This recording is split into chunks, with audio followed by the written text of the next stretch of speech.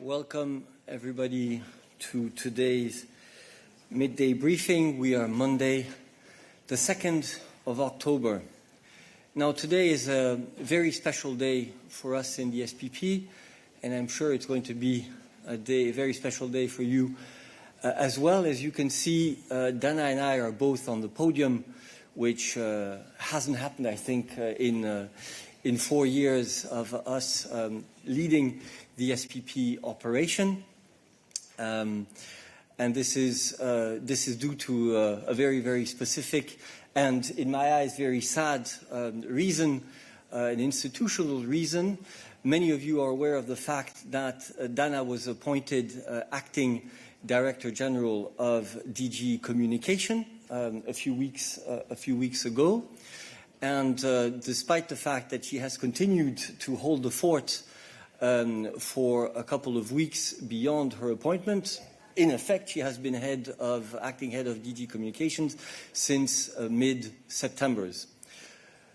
But all good things have an end, unfortunately, and because it is clearly impossible to do all those jobs together, Dana will, from now on, officially leave the SPP in order to devote all her attentions to her work as acting Director General of DG Communications.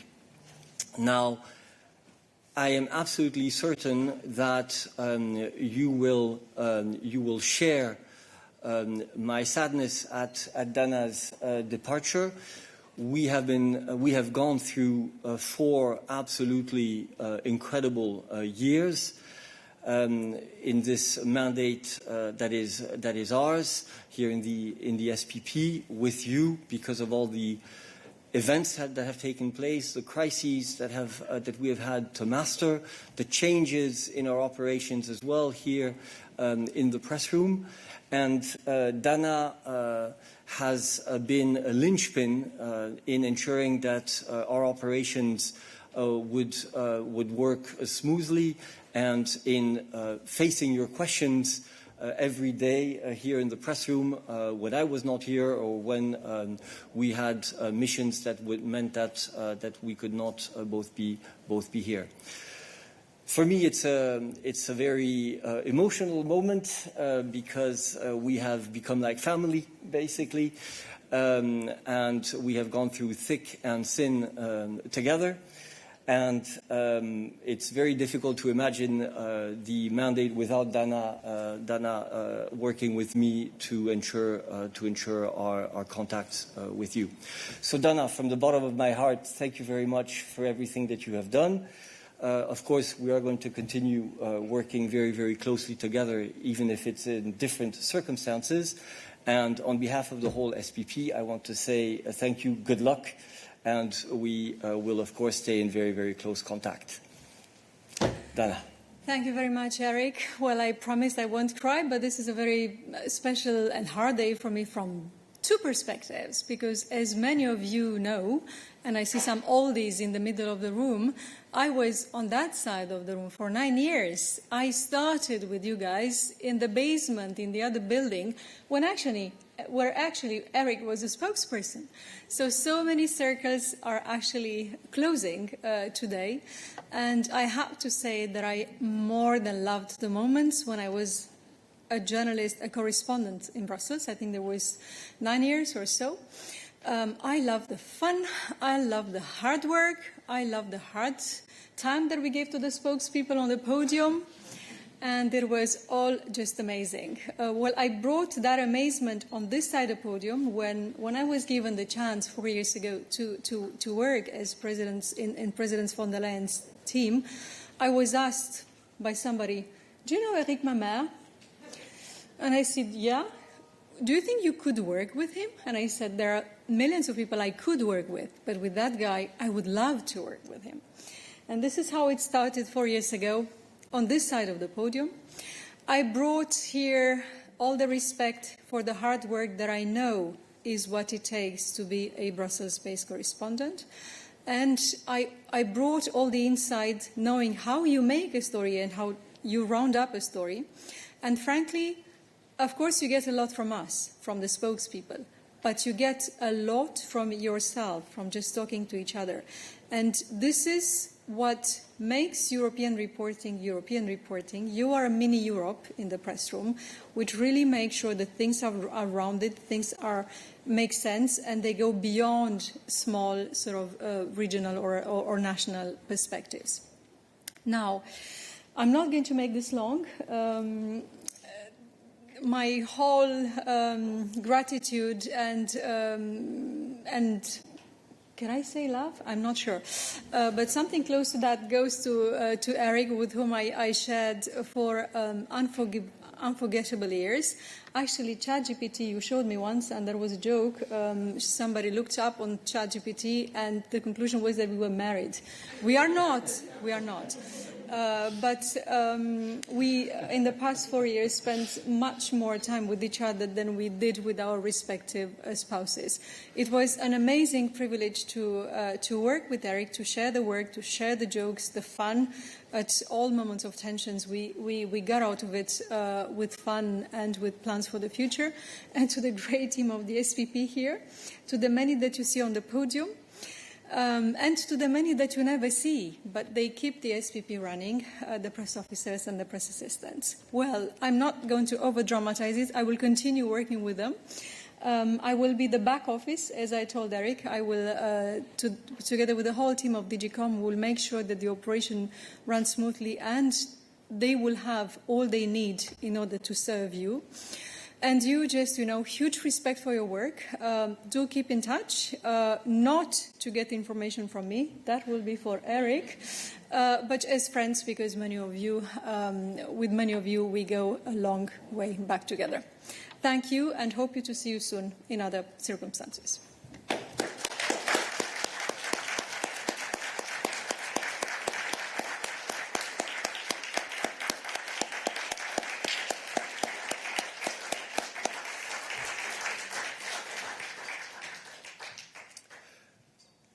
Well, she exits the room, but the show must go on. As they say, we still have a year to go in this mandate of joint work in the press room, and the President has therefore decided to appoint our SPP colleague Ariana Podesta as the new deputy spokesperson for the SPP.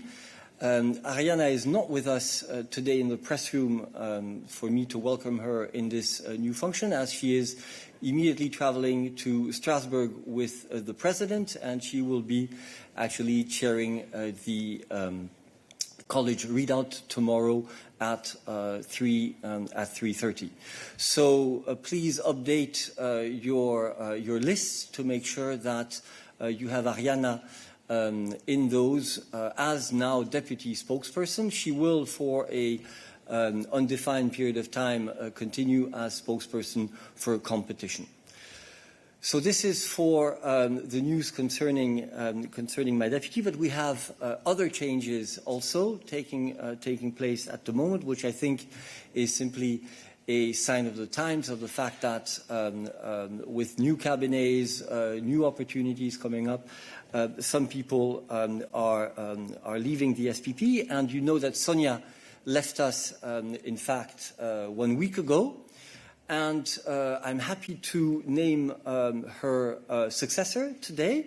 Her successor is Johanna Bersel, who is here with us today, and who I would ask to join us on the podium. Bernsel, I should say, to pronounce it, I think, the right way. Now, Johanna is in fact a former colleague of mine from DG Grow, and therefore is a specialist on the internal market. And I leave her the floor to say a couple of words. Johanna. Okay. Thank you very much, Eric. Hello, everybody. My name is Johanna, indeed. I have a long experience of working in the European Commission behind the scenes, but I was always very attentive to transparency and open communication. So that's why I am very, very happy for this new role to ensure to be a link in the chain of communication more directly to the European citizens. And of course, you are instrumental for that chain to work. So therefore, I really look forward to our collaboration. I invite you to contact me. My door will always be open for you. You can speak English or French or Swedish with me. Thank you. Thank you very much. Johanna will take over all of the responsibilities that were Sonia's, so the internal market, defense, education, youth, sport, and culture. And of course, Johanna works with a team that is also in the room today. Flore Boutier and Anna Martinez are press officers on these files, so please remember to contact them as well for anything that we will need. Thank you very much. So let's move on to the topical issues of the day, the other announcements. Je vais passer en français. Permettez-moi de vous annoncer le sujet qui sera, ou les sujets qui seront à l'ordre du jour de la réunion du collège de demain. Le collège discutera d'une recommandation sur les technologies critiques pour la sécurité économique de l'Union européenne. Ce dossier vous sera présenté demain à 15h30 par la vice-présidente Vera Jourova et le commissaire Thierry Breton en salle de presse du Parlement européen à Strasbourg. Nous allons aussi très certainement organiser un briefing technique sur cette recommandation de la Commission qui aura lieu demain. L'heure reste encore à fixer et nous vous donnerons donc les détails ultérieurement. Finally, let me remind you that today an informal meeting of Ministers of Foreign Affairs is taking place in Kyiv. The meeting is chaired by High Representative Vice President Josep Borrell and hosted by the Ukrainian Foreign Minister Dmytro Kuleba. Commissioner Oliver Vahely is also participating on behalf of the Commission. Now, obviously, this is a historic gathering since foreign ministers do not usually convene outside EU territory, and for the first time ever, they are doing it in a country that is fighting off an illegal aggression. The ministers are discussing the EU's continued support to Ukraine as it keeps up the fight against Russia's invasion. They will also discuss Ukraine's EU accession, and the High Representative will hold a press conference this afternoon, which you will be able to watch on EBS. So I would ask you to wait for that press conference for those issues. That is all for our lengthy announcements today, and we are ready for your questions. So I have some questions on Interaxio, so let me go there directly. Angelina. Bonjour. Bonjour, vous m'entendez? Non? Angelina, nous t'entendons, mais nous ne te voyons pas. Je vais... Oui. Essaie de connecter ta caméra, sinon nous reviendrons vers toi. Plus tard. D'accord? Merci. Oui.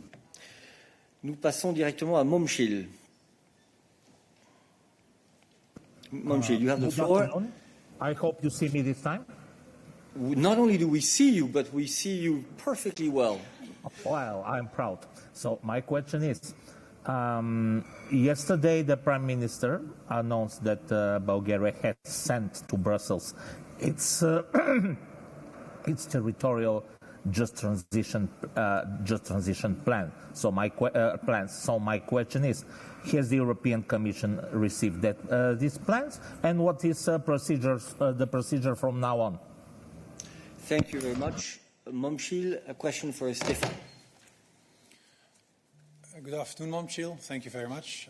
The reply to your first question is a very easy one. Yes, we have received it this weekend, Saturday, the 30th of September. What are the next steps? The Commission now has up to 2 months to make observations, if there are any observations to be made, and we have up to 4 months normally to decide on the approval of the program. Thank you. Thank you very much. Would there be other questions for Stefan on this question? Momchil, you have a follow-up. Yes, just will ask for a clarification. So first 2 months and then 4 months, or first 2 months and then 2 months? That's I asked for a clarification. Thank you very much. The 4 months is as from the submission of the plans by Bulgaria or by the member state. The Commission has then 4 months to make this assessment. So it's 4 months in total. Angelina, we come back to you. Perhaps it's on the same issue. Oui. Non. On ne te voit pas par caméra, mais écoute, exceptionnellement, avec l'accord, j'espère, de nos collègues interprètes, nous allons te laisser poser ta question. Vas-y. Merci. Vous m'entendez? Ah oui, ça, nous t'entendons, oui. Très bien. Alors, oui, c'est à propos de ce sujet, mais sur un autre angle. Ça c'est lié avec la promesse du Premier ministre, Monsieur Denkov, aux travailleurs dans les mines à charbon, de ne pas les enfermer jusqu'à 2038. Ma question est, quel montant des fonds européens la Bulgarie va perdre si elle s'attarde à fermer les centrales à charbon? Merci. Merci beaucoup. Je ne pense pas que je peux me prononcer sur des montants de cette manière-là. Ce qui s'est passé, c'est que nous avons reçu du gouvernement bulgare les plans qui nous permettent à adopter les programmes sous le Fonds pour la transition juste. Donc on va bien examiner ces programmes. On va voir dans quelle mesure les plans contiennent tous les éléments qui doivent être dans ces plans, les objectifs, la manière dont les plans vont essayer de soutenir ces différentes régions qui font face à une transition vers une économie plus verte. Ça, c'est une analyse qui se fait maintenant. Et sur cette base de cette analyse, on va ensuite décider sur l'adoption du programme sous le Fonds de la transition juste. Mais je ne suis pas en mesure de dire quel montant est lié à quel type d'activité. Nous allons prendre le temps nécessaire pour vérifier les éléments qui nous ont été soumis. Merci. Je ne vois pas d'autres questions pour Stéphane sur ce sujet. Auriez-vous d'autres questions pour lui sur le portefeuille politique régional en général ou sur des questions de santé? Ça ne semble pas être le cas et donc je passe à d'autres sujets. Hussein, please switch on your camera and your mic. I would have to get a comment from the Commission about yesterday's Erdogan speech. The Turkish president said if the EU wants to stop the negotiation for Turkey, so it's up to the EU. And before that, he said also that Ankara maybe goes to stop the running to become a member of the EU. So what is the situation right now for Turkey and how is it going for the negotiations? Thank you.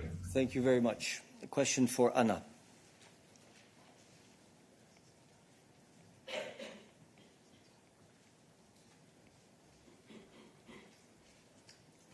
Hi, thanks so much for the question.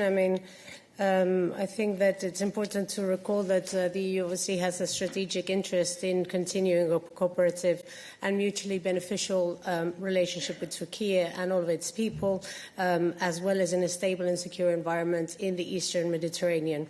The European Union is ready to engage with Turkey in order to advance towards a constructive relationship for our shared prosperity and stability on the basis of commitments to human rights, rule of law, international law and regional stability for the benefit of all of our citizens.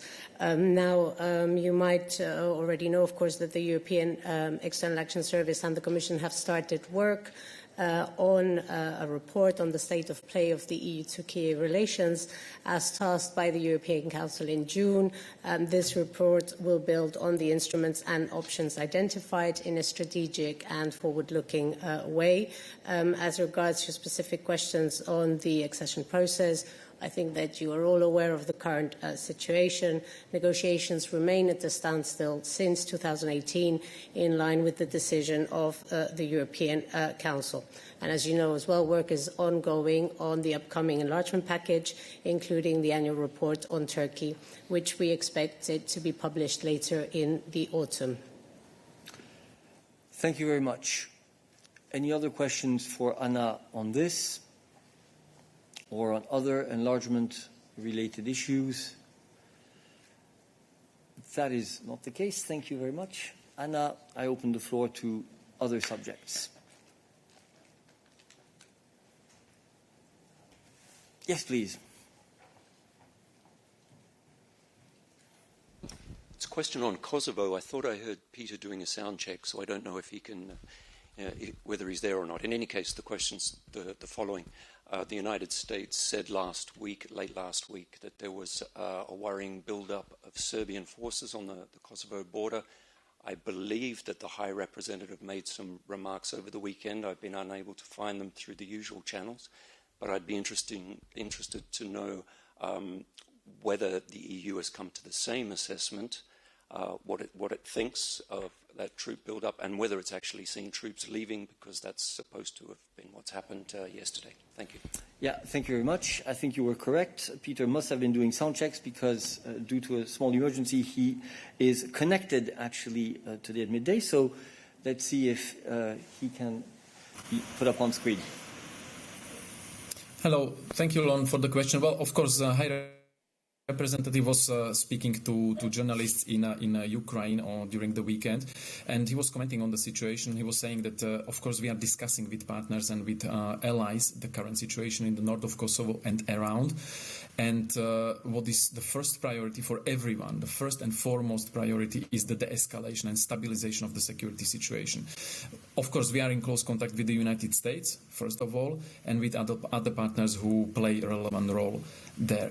And there are two concerning developments over the last few days, what we have been witnessing. So the terrorist attack from the Sunday before the last, and the discovery of the huge stash of weapons in north of Kosovo. This is very serious. At the same time, we have noted the Serbian military build-up at the administrative borderline with Kosovo, and this is also very concerning and needs to stop immediately. That was the message by the High Representative over the weekend, because there is no place for arms and security forces build-up on the European continent.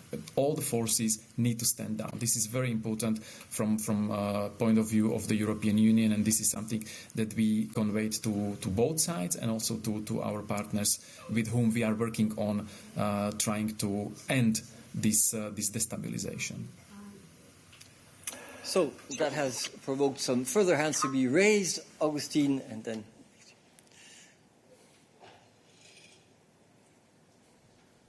Thank you. I have two questions related to Kosovo. First is Mr. Milan Radojcic took responsibility for what you call terrorist attack. He is still free in Serbia, gave a statement like a free citizen, like for the traffic accident or something. And he was a key politician among the Kosovo Serbs in Lista Srpska and very close to the government. So are you ready to accept the proposals to have kind of international investigation for the role of Serbia in this attack? Because it's very serious, especially having in mind what you said about the arms and that was found there.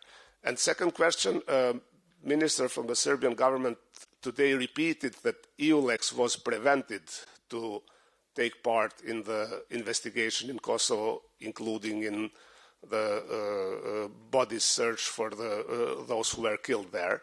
So is it correct or not? Thank you. Peter.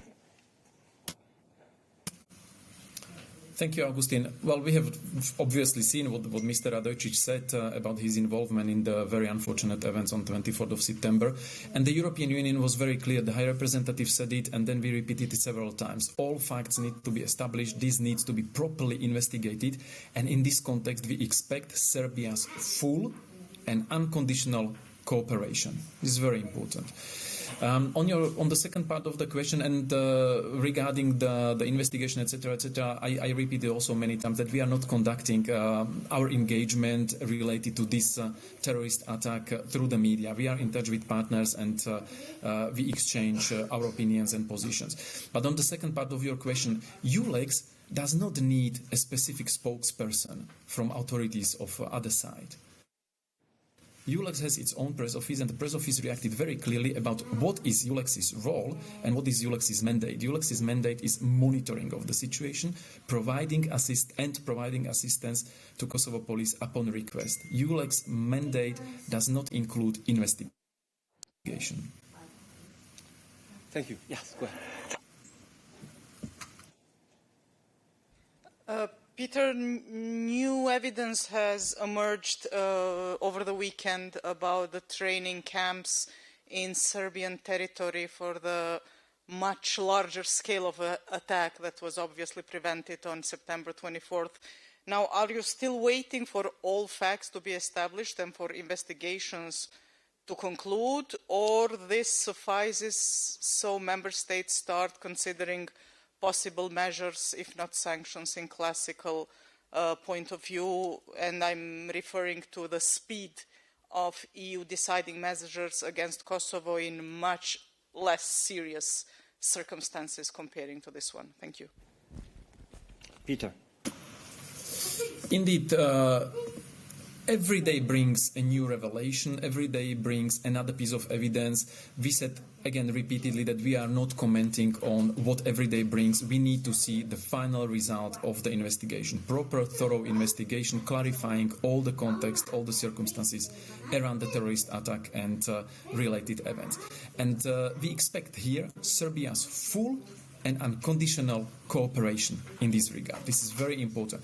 And the European Union said very clearly, we said it on the 19th September, and we repeated it many times afterwards, European Union stands ready to assess measures also vis-à-vis Serbia if the member states decide that they have enough information, enough facts, and that they will react at the time of their choosing.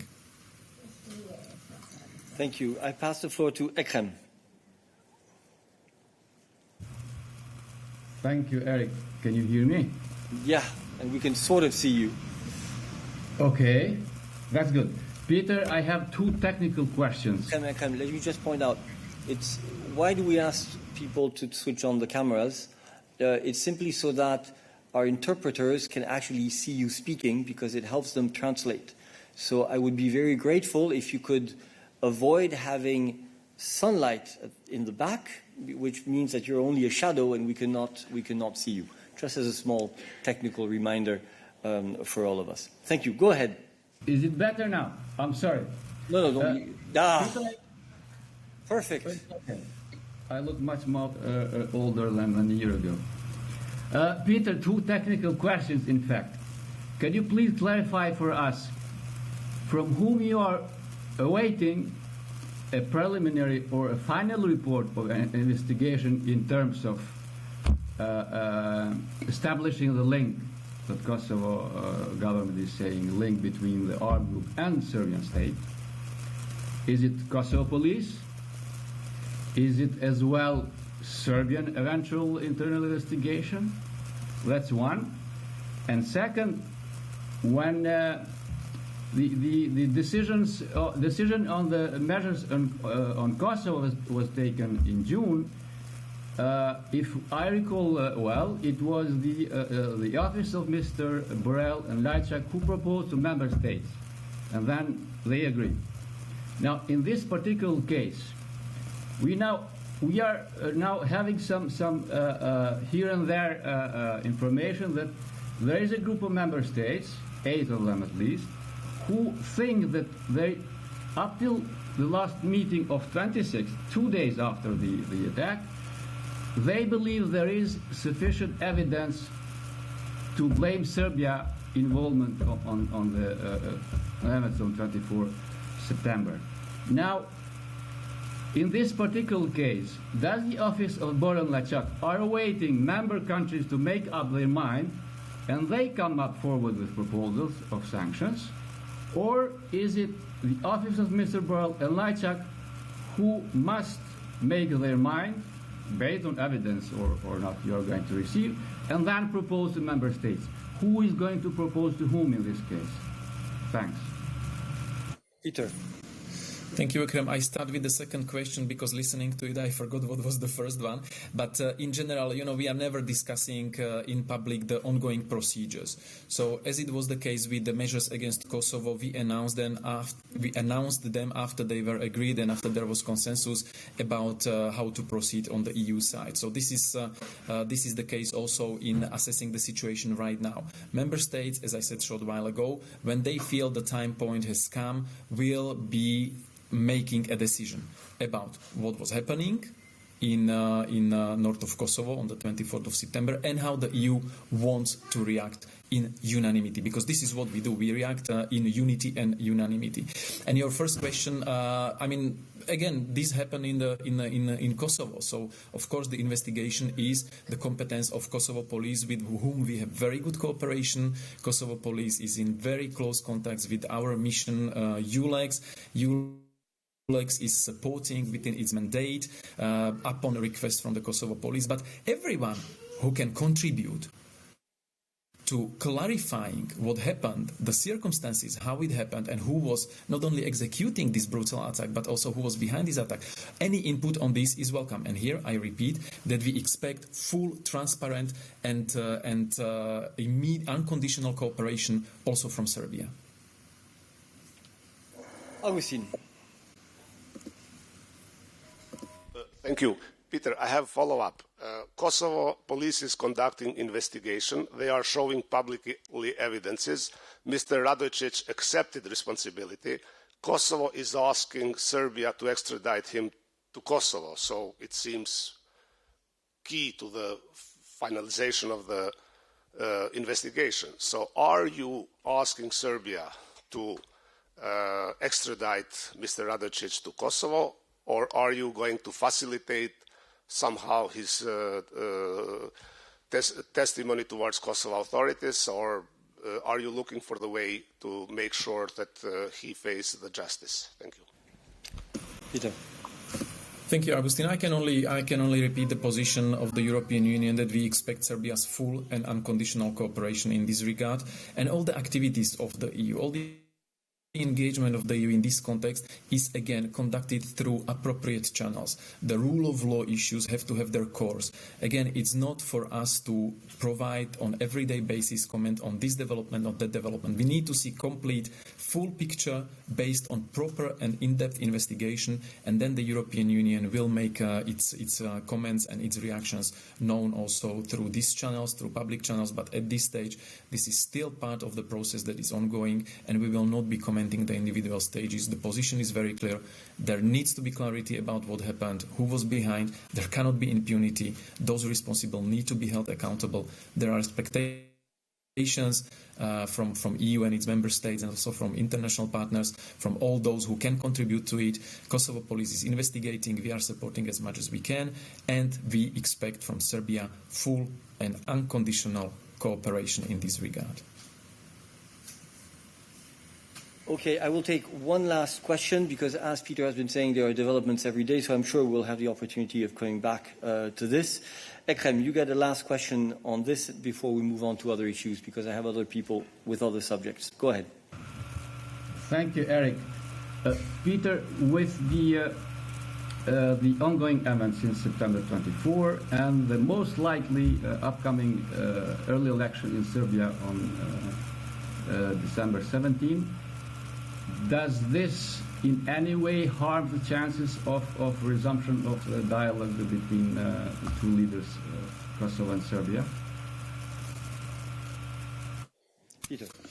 Thank you, Ekrem. I mean, there is always an election cycle in one place or another, so the dialogue has been there for years, and the priority of the European Union, again, stated very clearly, also in the aftermath of the unfortunate events, and most recently by High Representative during the weekend, was we need to go back, we need to resume the dialogue, because this is the only viable way for both sides, for Serbia and Kosovo, to finally arrive to the normalization of the relations. With the normalization of the relations, we wouldn't be facing this situation as we have now between the two of them. So yes, of course, the effort of the European Union, its member states and international partners is to resume the dialogue as soon as possible, providing both sides are able to finally start to behave constructively and find the necessary compromises. Okay, thank you very much. Are there questions on other foreign affairs issues not covered by the Kiev meeting for either Peter or Nabila? No. So I believe I had seen another hand raised on the platform. We move on to other issues. Yes, Javier. Hello, everyone. Thank you for the floor. There you go. My question is about the recently accepted resilience plan for Spain. I don't know if I can ask about this now or I should wait a little bit. No, please, go ahead. Okay. In the actual plan, the elimination of the toll charges has been accepted to be eliminated. But according to the emission trading system, rates for road transport and housing are planned for 2027. And I don't know if this means that tolls are being avoided for the use of highways right now, because there will be a series of grain taxes on road mobility in the future. For the future, there are planned to be taxes on road and housing, and maybe that's why, because that's the reason why now it's accepted to be eliminated. Is this true, or is just there's no connection between both ends? Javier, I think you're stretching our capacity to follow here, and I'm not sure if the question actually is for Verle or for Tim. Verle, if you have any elements, go ahead. No, I mean, what I can say, excuse me, I can explain to you more in detail what has happened. So Spain has proposed to replace a sub-measure of the law on sustainable mobility, which was the setup of a payment mechanism for the use of the state's roads according to the so-called polluter pays principle. And so it has replaced this with provisions promoting rail freight transport, which is aimed at reducing greenhouse gas emissions from land freight transport. And this responds to the severe disruptions in the energy markets recorded over the past 2 years, which resulted in an increase in the costs borne by road users. And moreover, and this is where your question on the ETS comes in, I believe, the envisaged introduction from 2027 of the revised emission trading system reform at EU level, which will put a price on transport emissions, partially overlaps with the scope of the previous milestone.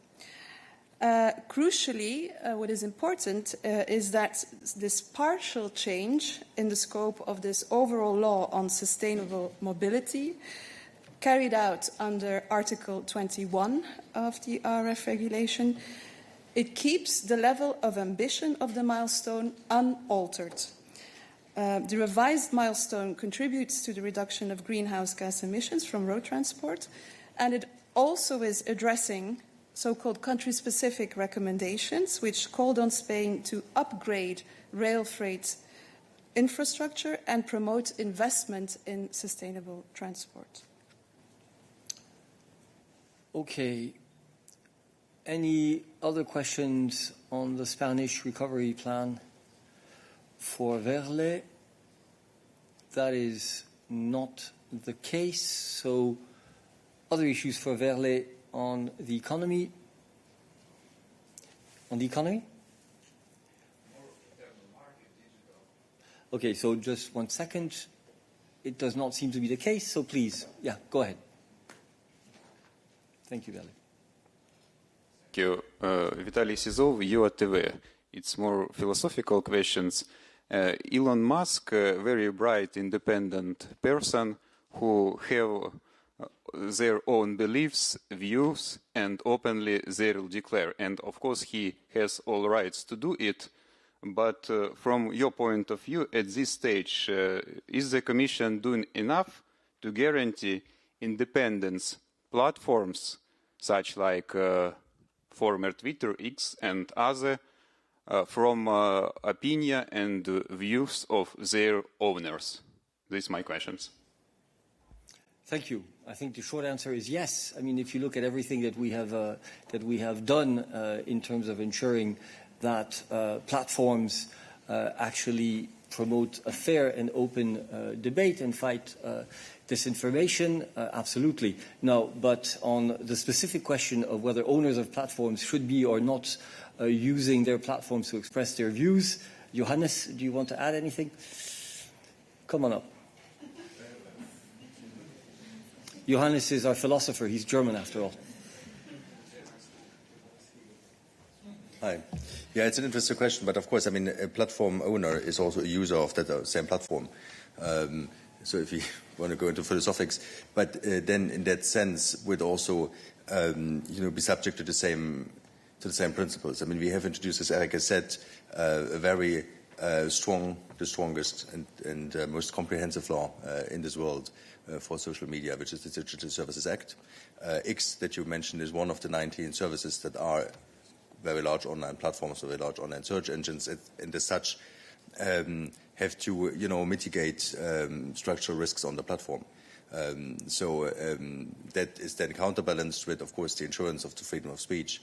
This is how you need to look at it. Now, whether a power user can also be the owner of a platform, and there's other power users who also use the platform regularly, I don't particularly have a view on this, and I don't think that we have a view on this, because what counts is basically, what the content is, right? So is the content harmful? Is it illegal or not? And not who is using the platform, absolutely. You have a follow-up? But now you're sure that platforms are safe from influence of the owners. Could you say it? I'm sorry, the platform has an owner. Obviously, owners have an influence on the management of a platform, but they're also users of the platform, and they have the same rights and obligations. This is exactly what Johannes has been saying, as any other user on the platform.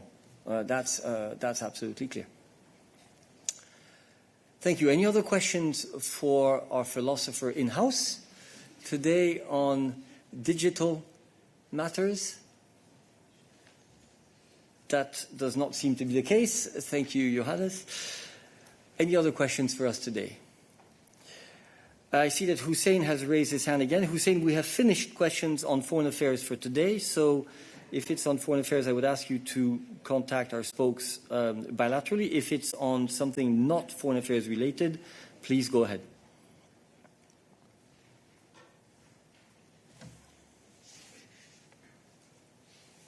There seems to be hesitation. We will take that as a sign that the question was on foreign affairs. I see no further questions for us today, so thank you very much. Remember, tomorrow, college readout at 3:30 from Strasbourg, and our next midday will be on Wednesday. Thank you very much.